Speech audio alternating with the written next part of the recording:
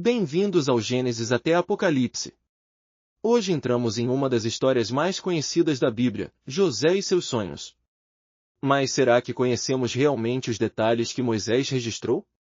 Gênesis 37 não é apenas sobre um jovem sonhador, é sobre como a inveja destrói famílias, como Deus usa até mesmo a traição para seus propósitos, e como a providência divina opera mesmo quando não a vemos.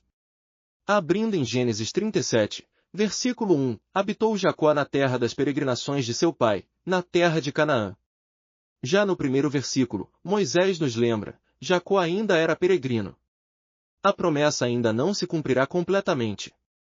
E foi nesta terra de promessa não possuída que começou o drama que levaria Israel ao Egito por 400 anos. O texto nos conta que José, aos 17 anos, apacentava o rebanho com seus irmãos. Mas observe o detalhe, ele levava mais notícias deles a seu pai. Não era fofoca, era responsabilidade. José via comportamentos errados e relatava fielmente. Israel amava José mais do que a todos os outros filhos, porque era filho da sua velhice, e fez-lhe uma túnica de várias cores. Aqui está o primeiro problema, favoritismo paternal. Jacó repetiu o erro que havia sofrido com Esaú. A túnica não era apenas bonita, era símbolo.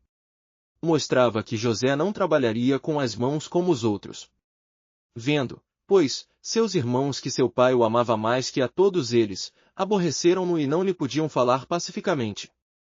Agora os detalhes que muitos perdem. Primeiro, José sonhou que todos se inclinariam diante dele, incluindo seus pais. Mas observe a reação de Jacó, repreendeu-o publicamente, mas guardava este negócio no seu coração. Jacó reconheceu algo profético nos sonhos. Segundo detalhe, quando José foi procurar seus irmãos, eles já estavam longe, em Dotã. Um homem estranho o orientou. Seria um anjo? Terceiro, veja a frieza dos irmãos.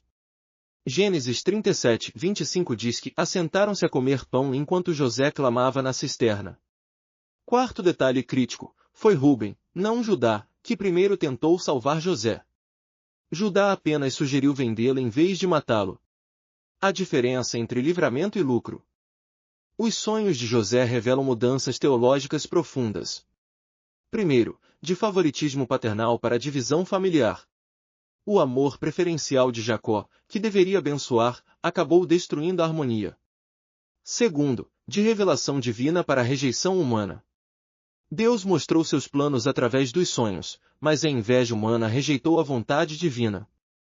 Terceiro, de autoridade estabelecida para a rebelião fraterna. Os sonhos mostravam a ordem que Deus determinará, mas os irmãos se rebelaram contra essa ordem. Quarto, de inocência para sofrimento injusto. José não havia pecado, mas sofreu pelas consequências do pecado alheio. Esta é uma prévia de como o sofrimento do justo pode servir aos propósitos redentivos de Deus. E o que as criaturas de Deus testemunharam neste drama familiar? Irmãos, vocês viram como o favoritismo do pai Jacó destruiu a paz desta família? Nós, animais, servimos conforme nossa natureza, mas estes homens, feitos à imagem de Deus, criam divisões onde deveria haver unidade. Meu coração se entristece, boi. José levava relatórios honestos ao pai, mas seus irmãos interpretaram como traição. A verdade se tornou motivo de ódio entre eles. E os sonhos eram de Deus, não de José, mas ao invés de buscar entendimento, escolheram a inveja. Como podem os abençoados filhos de Abraão resistir assim à vontade do Altíssimo? Mais angustiante ainda, comeram pão tranquilamente enquanto José clamava na cisterna. Nós não abandonamos nossos companheiros feridos, mas eles endureceram seus corações como pedra. Contudo, lembrem-se, o mesmo Deus que deu os sonhos tem poder para cumpri-los, mesmo através desta traição. Sua providência não falha, ainda que os homens falhem. Que lições práticas Deus nos ensina através desta história? Primeira, cuidado com o favoritismo. Jacó amava José de forma especial, mas expressou isso de maneira que feriu os outros filhos. O amor preferencial sem sabedoria destrói relacionamentos. Segunda lição, a inveja é porta de entrada para pecados maiores. Começou com aborrecimento, cresceu para ódio, e culminou em tentativa de homicídio e venda do irmão. Terceira, Deus pode usar até mesmo a traição para cumprir seus propósitos eternos. Os irmãos pretendiam o mal, mas Deus o converteria em bem para a salvação de muitos. Quarta, confie na providência divina mesmo quando o sofrimento parece injusto. José não sabia por que sofria, mas Deus estava preparando livramento para toda a família de Jacó. Oremos juntos. Pai Celestial, obrigado por nos ensinar através da história de José que tua providência opera mesmo nas circunstâncias mais difíceis. Perdoa-nos quando agimos com favoritismo ou cedemos à inveja. Ajuda-nos a confiar em teus planos mesmo quando não os compreendemos. Quando formos traídos ou feridos injustamente, lembra-nos de que tu podes transformar o mal em bem para a tua glória e nossa salvação.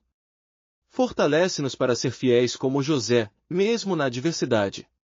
Em nome de Jesus, que também foi rejeitado pelos seus, mas se tornou nossa salvação. Amém. Continuem conosco na próxima semana quando veremos como Deus estava com José no Egito. Até lá, que a paz do Senhor os guarde. Inscreva-se para mais conteúdo de estudo bíblico.